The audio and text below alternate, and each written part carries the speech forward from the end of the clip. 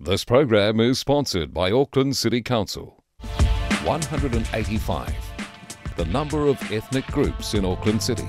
38. The percentage of Auckland residents who were not born in New Zealand. This opening session of a program which is packed and ambitious and has a practical focus, bringing business right up to date with trends in Asia, and also with good advice on how to proceed and succeed in the region. For many years now, government and academic think tanks have worked to expand New Zealand's links with Asia. Many individual New Zealand businesses are very active in the region as well and have considerable experience of operating there. Where I see this conference and the Asia New Zealand Foundation assisting is in helping build a more strategic, coherent and collective New Zealand business approach to Asia, to the benefit of new entrants to Asia's markets and to New Zealand overall. Indeed, this must be a critical component of building New Zealand Inc.'s engagement with Asia. Asia, of course, matters a great deal to our country. We have vital diplomatic, security, trade and economic interests in the region, and they impact very directly on our prosperity and well-being.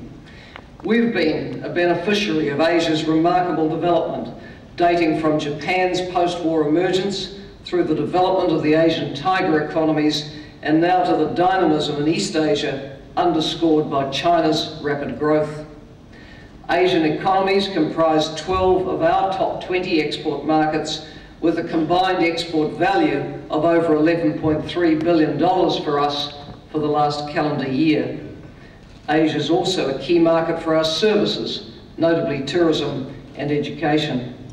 The people-to-people links have been expanding rapidly, fueled by migration, travel and study in New Zealand by growing numbers of peoples from Asia. And that is particularly evident in the Auckland metropolis, with its growing Pan-Asian populations and its extensive network of air links to major cities in the region.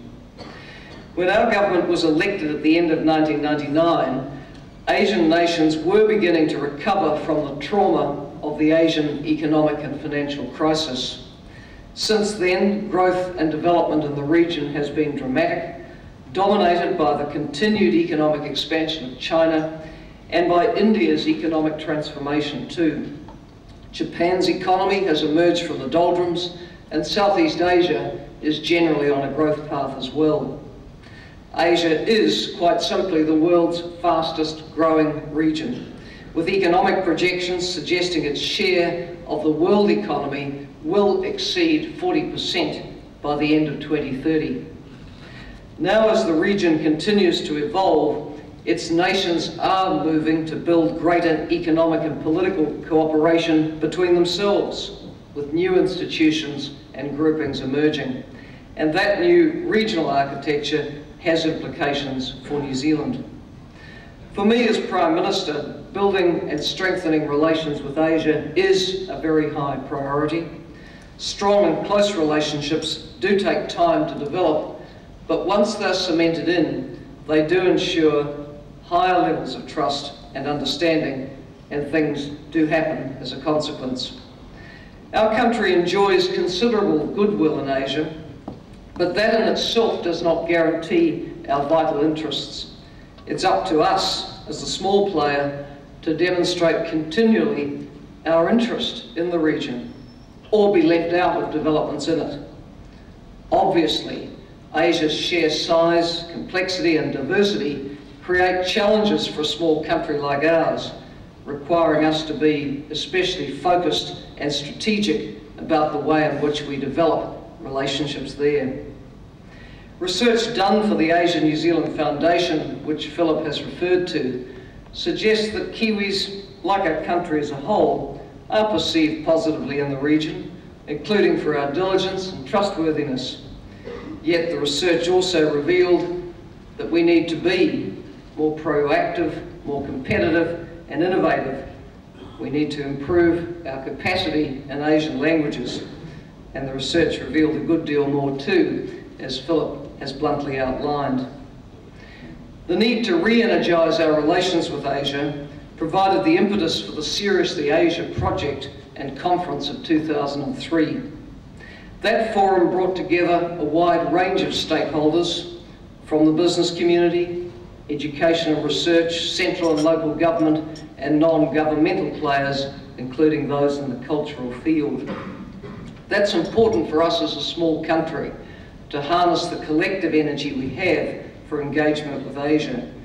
So we require not just a whole of government approach, we require a whole of New Zealand approach. The Seriously Asia project defined 3 goals for our country's engagement with Asia: to commit long-term, to understand and engage, and to ensure sustainability in the relationships we build. Seriously Asia is by necessity then a work in progress, but there has been quite a lot of progress in implementing the proposals of the 2003 forum. Asia strategies now feature in our economic growth, education and science and technology policies.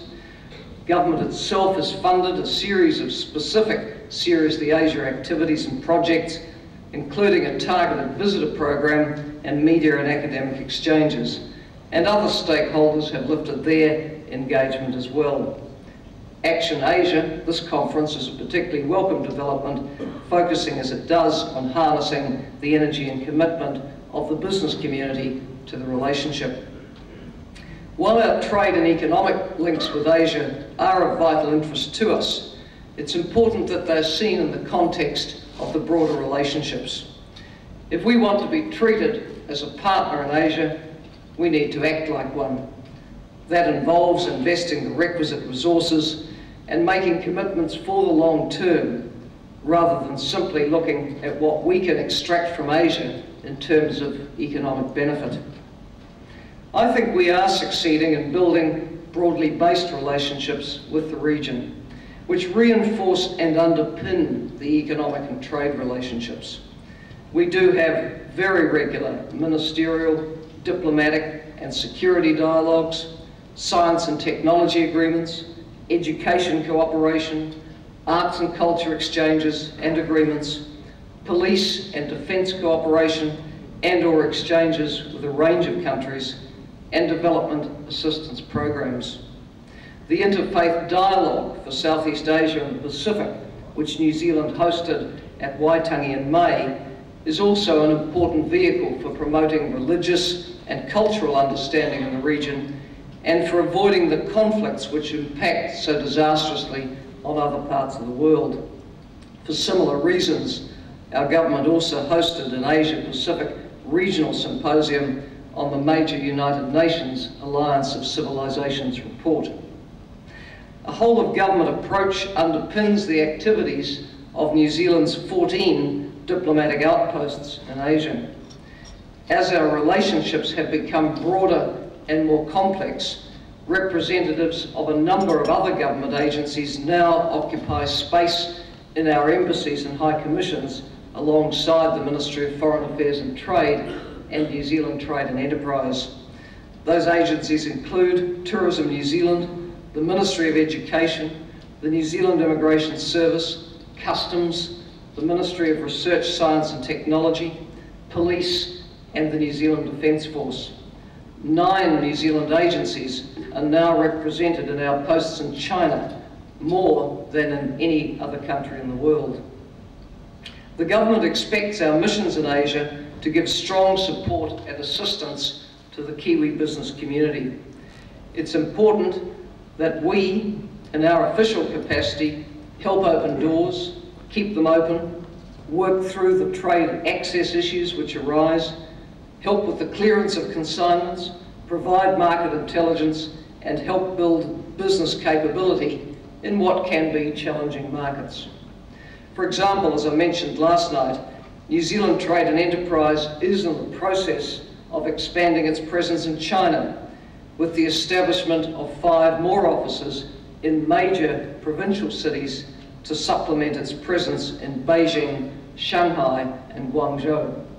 Staffed by locally engaged and experienced English-speaking Chinese staff, these offices represent a major step forward in our commercial interests being represented in China. I'm also pleased to see the model of the New Zealand Focus Centre in Hong Kong being replicated in Tokyo and Beijing to provide a permanent centre showcasing New Zealand products and services. Business delegations, often highlighting specific sectors, have made a very valuable contribution to many of my official visits in the region, and my Cabinet colleagues and I will continue to encourage business groups to accompany us whenever appropriate, and I look forward to the business delegations being with me when I'm in Malaysia and Indonesia next week. It's significant that all of New Zealand's free trade agreements have a strong Asia-Pacific focus.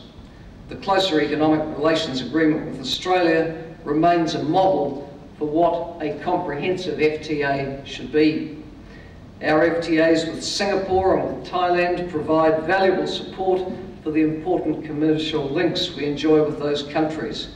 And the Pacific Regional Trade Agreement links us strategically with Singapore, Brunei and Chile. As you know, we are devoting a lot of time and energy to negotiating an FTA with China. Premier Wen Jiabao and I agreed when he visited New Zealand last year that we should aim to conclude a high quality and comprehensive FTA within 2 years. And I'm optimistic that we can achieve that objective. Notwithstanding, there are still some crucial issues to be resolved.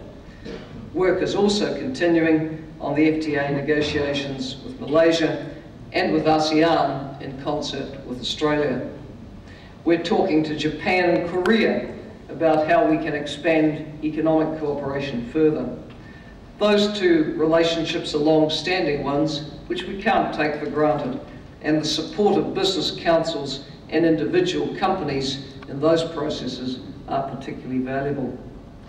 These agreements, of course, can't replace the overriding importance of a successful Doha WTO round.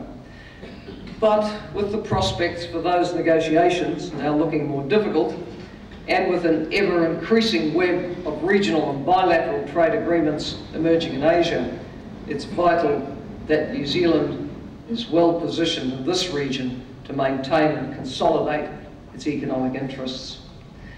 Our government has also been determined to see that New Zealand is not an outsider in the regional groupings evolving in Asia, which are addressing cooperation at both the economic and the diplomatic governmental levels. New Zealand was a founding member of APEC, and it's a long-established dialogue partner with the ASEAN nations. We have gained a seat for New Zealand as a founding member of the East Asia Summit, which now meets at head of government level every year, linking the ASEAN nations, China, Japan, Korea, India, Australia and New Zealand.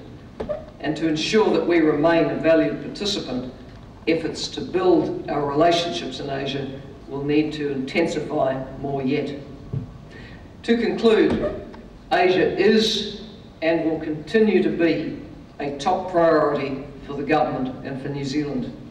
We need to be actively engaged there to sustain and strengthen our increasingly wide interest in the region and to make good our claim to be a supportive and committed neighbour. By being here today, each of you has made clear your interest in Asia, and working together, government, business and other stakeholders, we can advance our country's engagement there. Hope you have a stimulating day. Thank you.